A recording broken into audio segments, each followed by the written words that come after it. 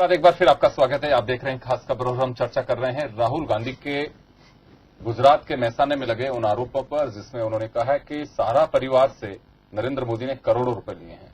6 महीने में 9 बार ट्रांजैक्शन हुआ, बाकायदा उन्हें कैश दिया गया। उनके नवंबर 2014 में जो रेड सहारा पे हुई, उस रेड में एक जो दस्तावेज मिले उनमें इसको मेंशन किया गया। और चलिए, नोटबंदी को लेकर के कहा है राहुल गांधी ने कि पूरे देश को कटघरे में खड़ा कर दिया नरेंद्र मोदी ने, और 1% जनता के पास में काली कमाई हो सकती है, लेकिन 99% को आपने कटघरे में क्यों खड़ा किया। चलिए हम चर्चा शुरू करते हैं वापस। और विष्णु कुलवाल जी, मैं आपसे जानना चाहूंगा कि आरोप कोई भी लगाए, 2 बातें मुझे लगती है कि तो आरोप का फैक्ट्स जो है वो सामने आनी चाहिए, और अगर आप पावर में बैठे हुए हैं या कहें कि कोई भी हो, तो क्या एजेंसी के जरिए क्या सच्चाई है वो सामने नहीं आनी चाहिए। देखिए योगेंद्र जी, जिस दिन नोटबंदी का मैटर आया था, जब इन्होंने गरीब जनता से कहा था कि ये जनता के पास काला धन है, ये भ्रष्टाचारियों के पास है, तब मैंने ये कहा था कि अगर आज इस देश में जो केंद्रीय कर्मचारी, जो आईपीएस और आईएएस अधिकारी हैं, इनकी जांच होए, जब इस देश से पता पड़े काला धन कितना है। इन्होंने काला धन के नाम से गरीबों को लाइन में खड़ा किया। देखिए आज भी जो तमिलनाडु के अंदर स्थिति हुई है, वो कहां पैसा मिला है वो देख लीजिए आप। सवाल है कि जो मोदी जी के साथ जो अधिकारी बैठे हैं, सबसे पहले भ्रष्ट हुए अधिकारी हैं, उनके खिलाफ सख्त जांच होनी चाहिए। तो निकल नहीं रहा ना, निकल रहा अब निकल क्या रहा है। आज कीजिए ना, 1% आप तो व्यापारी को पकड़ना चाहते हैं, जिसके पास कुछ है ही नहीं। देखिए सच्चाई है कि जांच, जब कोई आरोप लगे तो उसकी जांच सरकार को कराने में क्या तकलीफ है। जांच तो सरकार के पक्ष में होगी, मगर जांच कराने से वो साफ तो जाएंगे, बाकी देखा जाएगा ये क्या होगा। क्यों होगी ऐसा, क्यों लग रहा है आपको पक्ष में होगी। सबको अधिकारी को नौकरी करनी की नहीं करनी है योगेंद्र जी। जिस तरह की नियुक्तियां इस देश में हो रही है, प्रमोशन करके जिस तरह की नियुक्तियां हो रही है, इसको इस आजादी के देश को 70 साल हुए।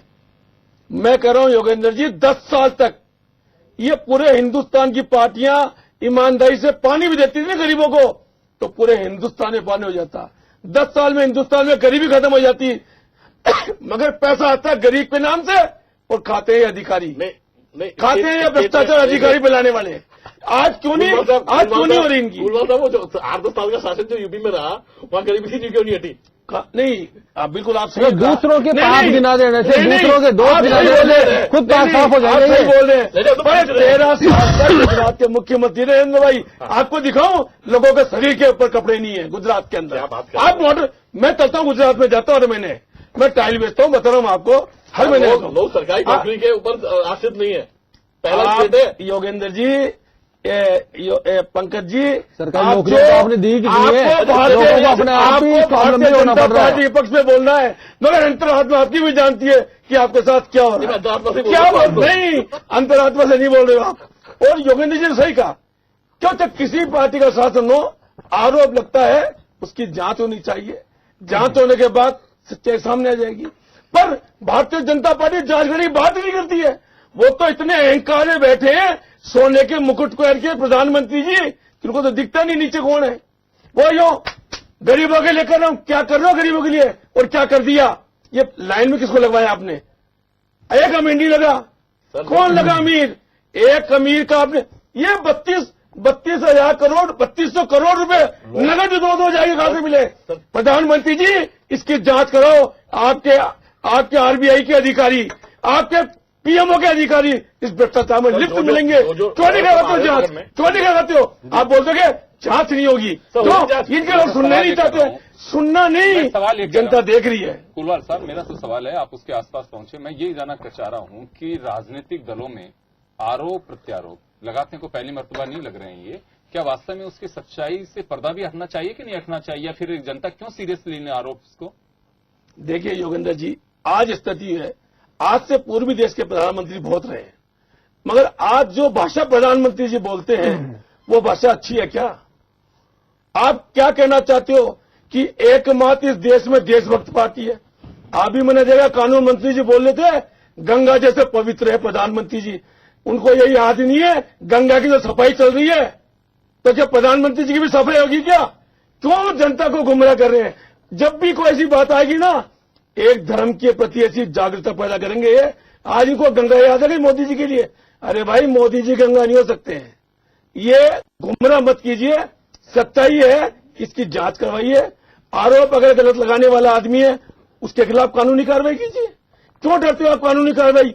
सिर्फ आप चुनाव से बोलते हो और चुनाव के बाद घर में जाके बैठ जाते हो। इस प्रकार की नीति नहीं होनी चाहिए पार्टी। चलिए विजय जी, आपसे जानना चाहूंगा कि आरोप एक सिलसिला है, डेमोक्रेटिक सिस्टम में है, पहले भी लगते रहे हैं, अभी भी लग रहे हैं। यहाँ सवाल यह है कि आरोपों के लिए बीजेपी लगातार इस बात को कह रही है कि राहुल गांधी को गंभीरता से नहीं लेते हैं, कुछ फैक्ट्स दिए जाने चाहिए। दूसरा, नोटबंदी को लेकर के जो बात कही जा रही है, राहुल गांधी जो कह रहे हैं कि जनता का सब्र है, संयम है, उसके बावजूद भी 1% लोगों की वजह से 99% लोगों को लगा दिया। नोटबंदी की दो चीजें अभी सामने आ रही हैं कि प्रतिपक्ष के सभी दल ये भी कह रहे हैं कि हम इसके समर्थन में भी हैं, लेकिन जो सिस्टम था उसे ठीक से फॉलो नहीं कर पा रहे हैं। नोटबंदी के हम बाहर निकल पाएंगे? देखिए योगेंद्र जी, नोटबंदी के जो उद्देश्य पहले दिन बताए गए थे कि इससे कालाधन खत्म होगा, हाँ।